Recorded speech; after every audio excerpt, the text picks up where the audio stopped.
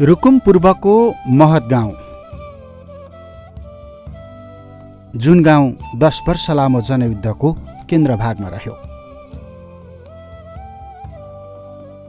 यो गाउँले युद्धकालमा प्रत्यक्ष रूपमा ठूला भिडन्त सामना गरेको छ।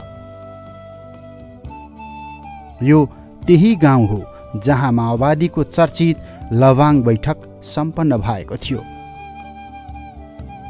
जुन बैठकले नेता डाक्टर बाबुराम भट्टराईलाई कारबाही गरेको थियो। अर्को चर्चित चुनवाङ भेरी डाँडा, जुन यही गाउँपालिकामा पर्छ। चुनवाङ भेरी डाँडामा 2062 साल असोजमा बसेको माओवादीको ऐतिहासिक बैठकले माओवादीको राजनीतिक लाइन नै बदलिदिएको थियो। त्यसैले बलिदानीमा अगाडि यो गाउँ माओवादी जनयुद्धसँग जोडिएका धेरै महत्त्वपूर्ण घटनाको साक्षी पनि हो। निश्चित रूपमा यो कर्मश चाहिँ हामी चाहिँ पुरानो हुँदै जाँदा समय बित्दै जाँदाखेरि यी कुराहरू चाहिँ लोप हुँदै गइरहेका छन्। यसले जोगाउने कुरा चाहिँ छ। अनि राष्ट्रिय अन्तर्राष्ट्रिय रूपमा जसरी चाहिँ अब चर्चाको विषय चाहिँ बनेको थियो नेपालको जनयुद्ध, र त्यो भित्रको चाहिँ जो विशेष ठाउँहरू रोल्पा रुकुमदेखि लगाएर कालीकोट यस्तै चाहिँ अन्य विशेष ठाउँहरूमा चाहिँ कसरी चाहिँ जनयुद्ध लडिएको थियो, त्यहाँको जनताको भूमिका के थियो, त्यसको चाहिँ यता लडाइँको ट्याक्टिक्स चाहिँ के थियो भन्ने कुरालाई चाहिँ स्थापित गराउनलाई र हामीभन्दा पछि आएको जो पुस्ताहरू चाहिँ छन् उनीहरूको लागि चाहिँ यहाँ सिक्ने एउटा चाहिँ थलो अध्ययनको एउटा चाहिँ केन्द्र बनाउने। माओवादी जनमुक्ति सेनाको डिभिजन स्तरसम्मका सैन्य तालिम यही गाउँमा भए। युद्धकालमा सैन्य कार्यालयहरू यही गाउँमा खडा भएका थिए। त्यसैले जनयुद्धको चर्चित क्षेत्रको त्यही सम्झनामा अहिले महत गाउँमा युद्ध पर्यटनको विकासका लागि विशेष पूर्वाधार बनाइएका छन्। जनयुद्धमा बलिदानीका हिसाबले निकै अगाडि यो त्यही गाउँ हो जहाँका 58 जनाले युद्धकालमा रगत बगाएका छन्। तर अहिले परिवर्तित सन्दर्भमा महत गाउँ फेरिएको छ। बाक्लो र चिटिक्क मिलेको यो बस्ती, हरिया पहाडको न्यानो आतिथ्यता, गाउँको सिरानमा जनयुद्धकालमा निकै चर्चामा आएको एउटा नमुना प्रहरी चौकी, जुन चौकीमा 2056 साल असोज 5 गते राति माओवादीले आक्रमण गरेको थियो। डीएसपी ठुले राई अपहरणमा परेका थिए। यो त्यही घटना थियो जुन घटनापछि यो गाउँ सुरक्षाकर्मीको निरन्तर निगरानीमा पर्यो। अनि तत्कालीन माओवादीले राज्य पक्षसँग नेकपा माओवादीका नेता देव गुरुङलाई रिहा गराएर युद्धबन्दी साकफेर अन्तर्गत ठुले राईलाई धेरै पछि रिहा गरेको थियो। युद्धकालको यो घटनालाई जीवन्त राख्न यही गाउँमा युद्ध फिचर तथा स्मारक पार्क बनाइएको छ। दर्शकबिन, यो तत्कालीन डीएसपी ठुले राईको फिचर हो। यो माओवादी जनमुक्ति सेनाका कमान्डरहरूले चौकी आक्रमण गर्दा डीएसपी ठुले राईलाई अपहरण गरेका थिए। डीएसपी ठुले राई अपहरित हुँदा तत्कालीन माओवादी नेता देवप्रसाद गुरुङ प्रहरीको कब्जामा थिए, अर्थात् राज्यको नियन्त्रणमा थिए। र यो चौकी आक्रमणपछि डीएसपी ठुले राईलाई अपहरण गरियो र अहिलेका नेकपा माओवादी केन्द्रका महासचिव पूर्व मन्त्री देवप्रसाद गुरुङलाई तत्कालीन डीएसपी ठुले राईसँग साटियो। पूर्वी रुकुमको भूमे गाउँपालिका 6 मा रहेको महत गाउँ जनयुद्धकालमा माओवादीको केन्द्रीय हेडक्वार्टर थवाङ प्रवेशको पश्चिमी नाका थियो। यो महत गाउँ हो जहाँ सशस्त्र द्वन्द्व अन्त्य भएको दशकौँ भइसकेको छ, तर तपाईलाई 10 वर्ष युद्धको झल्को चौकी आक्रमणको योजना सहितको प्रशिक्षणमा तत्कालीन जनमुक्ति सेनाका कमान्डर तथा हालका उपराष्ट्रपति नन्दबहादुर पुनसहितका लडाकुका मूर्तिहरू देख्न पाउनुहुन्छ।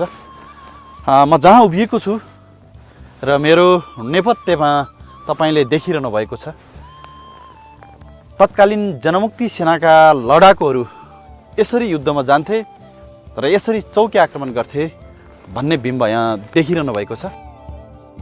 स्यान्ड मोडल अन्तर्गत अहिले महत चौकी आक्रमणका मुख्य कमान्डर हालका उपराष्ट्रपति नन्दबहादुर पुन पासाङ अनि अन्य सहायक कमान्डरहरूको प्रतिमा हेर्न पाइन्छ।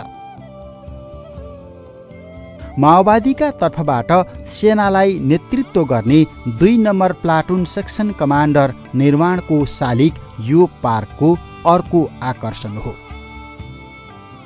जो सल्यान कपुरकोट आक्रमणको घटनामा मारिएका थिए।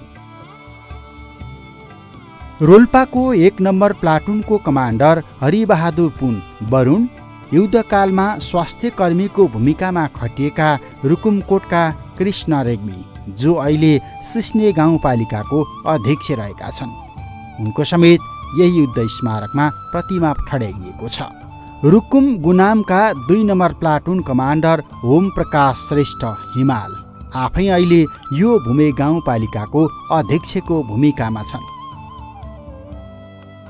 व्यवस्था परिवर्तनका लागि तत्कालीन राज्य प्रणाली विरुद्ध युद्ध मैदानमा होमिएका हिमाल बरुण जस्तै फोर्स कमान्डर काँक्रीका जित बहादुर बुढा मगर अर्थात् खामे शिखर तथा प्लाटुन कमान्डर किशोर घरतीको प्रतिमा पनि यही पार्कमा बनाइएको छ, जसलाई जनयुद्धमा बलिदानीपूर्ण सङ्घर्ष गर्ने योद्धाहरूको प्रतिनिधि मान्न सकिन्छ। दर्शकबिन, हामीले यो बिम्ब देखिरहेका छौँ। 10 वर्षे जनयुद्धमा महिलाहरू यसरी एक हातमा हतियार र अर्को हातमा काखमा बच्चा च्यापेर युद्ध लडिरहेका हुन्थे। यो बिम्बले त्यही देखाउँछ। यति बेला हामी युद्ध स्मारिका पार्क भनेर चिनिने महत गाउँको यो युद्ध फिचर पार्कमा छौँ। यहाँ युद्ध सकिएको छ। अब जनता समृद्धि चाहन्छन् र जनता विकास चाहन्छन्। युद्धको अन्त्य भएको छ र युद्धको सम्झनाको रूपमा यो बिम्ब देखाउन खोजिएको छ। महत गाउँको सिरानसँगैको भित्तामा टाँसिएको चित्रले युद्धकालको मर्म बोकेको छ। अब पहिलेको हाम्रो गाउँमा कस्तो छो, कति दुःख ठो, कति त्यस्तो त्यो सङ्केत देखाउनको लागि हाम्रो गाउँको यसरी सङ्केत देखाउनको लागि नै त्यो भएको होस्। धेरै ठाउँबाट हेर्न आउँछन्, यो पहिले यस्तो रहेछ, अहिले यति परिवर्तन भएको रहेछ भनेर त्यसले सङ्केत देखाइरहेछ। भूमे गाउँपालिकाले युद्ध फिचरसँगै महत प्रहरी चौकी हमलाका बेला भएका सबै तयारीलाई झल्काउने बहुवर्षीय योजना बनाएको छ, जहाँ ठुले राईले माओवादी लडाकु समक्ष आत्मसमर्पण गरेको प्रतीकात्मक चित्र देख्न सकिन्छ, जुन यो पालिकाका निम्ति युद्ध पर्यटन भित्र्याउने दीर्घकालीन पूर्वाधार हो। अहिलेसम्म चाहिँ यहाँ पर्यटक चाहिँ भित्र्याउनुपर्छ भन्ने चाहिँ एउटा हाम्रो चाहिँ योजना त हो, तर त्यसमा के छ भन्नुपर्दाखेरि चाहिँ अहिलेसम्म चाहिँ गाउँपालिकाको वार्षिक चाहिँ 10 लाख त्यसरी चाहिँ आइरहेको, अनि समग्र भन्नुपर्दा अलिकति चाहिँ छिटै चाहिँ जुन हुनुपर्ने चाहिँ पर्यटक भित्र्याउनु पर्ने अलिकति टाइम चाहिँ लागिरहेको चाहिँ छ। यस अघि पनि यो गाउँपालिकाको नेतृत्वमा अध्यक्ष उपाध्यक्ष दुवैजना पूर्व जनमुक्ति सेनाका कमान्डर थिए, जसले यहाँको युद्ध पर्यटनको सम्भावनालाई ध्यान दिएर युद्ध फिचर निर्माणलाई उच्च प्राथमिकता दिए। चितौन र दाङबाट दक्ष कालीगढ झिकाइयो। प्रणाली परिवर्तनका लागि भएको 10 वर्षे युद्धको स्मरण कहिल्यै नमेटिने गरी यो पार्कमा स्मारकहरू बनाइए। प्रतिमाका रूपमा त्यसलाई उतारियो। यो चाहिँ अब पहिले अब जनयुद्धमा घटेका घटनाहरूको के अरे मुहार फेर्नलाई भल्झिनलाई चाहिँ बनाएको हो। त्यसै कारणले अब धेरैजसो मान्छेहरू चाहिँ यहाँ चाहिँ प्रत्यक्ष रूपमा चाहिँ हेर्न आइराखेका हुन्छन्। अहिले यसलाई अझै समृद्ध बनाउने जिम्मा गाउँपालिकाका अध्यक्ष ओम प्रकाश श्रेष्ठको काँधमा सरेको छ, जो तत्कालीन 1 नम्बर प्लाटुन कमान्डरको भूमिकामा युद्ध मोर्चामा होमिएका थिए। जनयुद्धले सिङ्गो मुलुकमा ल्याएको परिवर्तनका साक्षी अध्यक्ष श्रेष्ठ तथा तत्कालीन प्लाटुन कमान्डर किशोर घरतीको समेत यही स्मारकमा प्रतिमा बनाइएको छ। नयाँ पुस्तालाई जनयुद्धको मर्म अनि बलिदानी थाहा नहुन सक्छ, त्यसैले पनि नयाँ पुस्ताका लागि यो स्मारक एउटा विश्वविद्यालय बन्न सक्छ, जुन युद्ध फिचर युद्धको तयारी गर्दा प्रयोग गरिने स्यान्ड मोडलबाट निर्माण गरिएको छ। एकातिर मगर समुदायको सांस्कृतिक बस्ती महत गाउँ, अर्कोतिर जनयुद्धको ऐतिहासिक स्थल भूमे गाउँपालिका। यसैलाई यस गाउँपालिकाले अहिले समृद्धिको स्रोतको रूपमा पहिचान गरेको छ, किनकि युद्ध र शान्तिको अध्ययन गर्न चाहनेका लागि यो गाउँ गजबको सङ्गम स्थल हो। माओवादी जनयुद्ध परिवर्तनका लागि भएको थियो, शान्तिका लागि क्रान्ति गरिएको थियो।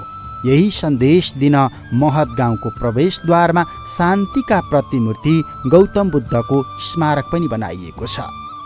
जनताको मुक्ति सहितको शान्ति हाम्रो सपना थियो।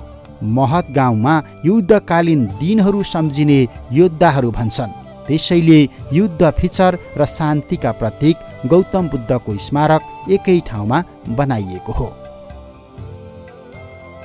2056 साल असोज 5 को राति माओवादीले प्रहरी चौकी आक्रमण गरेर ठुले राईलाई अपहरण गरेपछि यो गाउँ निरन्तर सुरक्षाकर्मीको निगरानीमा पर्यो, किनकि माओवादीले प्रहरीका उच्च अधिकारीलाई अपहरण गरेको यो पहिलो घटना थियो। यही चौकी हमलामा नेपाली कङ्ग्रेसका महासमितिका सदस्य पूर्णबहादुर बुढासँगै 6 जना प्रहरी मारिएका थिए, केही माओवादी घाइते भए। यही घटनाको सम्झनामा युद्ध स्मारक पार्क बनाइएको हो। यो युद्ध स्मारिका भनेको एउटा चाहिँ यो देशमा अहिलेको अवस्था ल्याउनु सोचाइ त योभन्दा पनि अगाडि हो, तर चाहिँ अहिलेको यो सम्म भए पनि यो एउटा उपलब्धि मान्नुपर्छ। यहाँसम्मको उपलब्धिको चाहिँ रक्षा गर्नको लागि त्यतिखेर चाहिँ अब युद्ध के कारणले भयो, कसरी भयो भन्ने एउटा चाहिँ देखाउनको लागि, चिनारीको लागि एउटा चाहिँ त्यो राखिएको। यो गाउँ 10 वर्षसम्म माओवादी र सुरक्षाकर्मीको युद्ध स्थल बन्यो। द्वन्द्वकालमा महतवासीले कहिल्यै राम्रोसँग खान पाएनन्, सुत्न पाएनन्, आफ्नै घरमा बस्न पाएनन्। बाँच्नकै लागि कयौँ पटक भागेर जङ्गल पसे, मारिएका आफन्तको काज क्रिया गर्न पाएनन्। जिउने जीवनशैली हिजो युद्धकालमा उनीहरू विद्रोही पक्षबाट र राज्य पक्षको बीच चपेटाबाट आफ्नो जीवन गुजार्न परिराखेको थियो, तर अहिले चाहिँ उनीहरूले शान्ति सुरक्षाका साथ आफ्नो जीवन स्वतन्त्र रूपले यापन गर्न पाउँदाखेरि यहाँ अलि फरक नै छ। जिल्लामै सबैभन्दा बढी यही गाउँका मान्छे मारिएका छन्। सुरक्षाकर्मीबाट 52 जना, माओवादीबाट 6 जना, अर्थात् 58 जनाले युद्धकालमा ज्यान गुमाएका छन्, किनकि यहाँ मान्छे नमरेको अथवा गोली नलागेको कुनै घर नै छैन। राज्यसँग त्यही युद्धको घाउ मेटाउने कार्यक्रम मागिरहेका यहाँका सर्वसाधारणको घाउमा अहिले यो युद्ध पार्कले थोरै भए पनि मलम लगाएको छ। दर्शकबिन, यति बेला रुकुमको यो पूर्वी रुकुमको यो महत गाउँ र महत गाउँ जस्तै थुप्रै गाउँहरू शान्ति गाउँमा परिणत भएका छन्। यी चौतारीहरू शान्ति चौतारीमा परिणत भएका छन्। यति बेला यी डाँडा काँडाहरूमा बम बारुदको आवाज सुनिँदैन, समृद्धिको घैँटी र बेल्च्याको आवाज, सबलको आवाज सुनिन्छ। बदलिएको महत गाउँको कथा कस्तो लाग्यो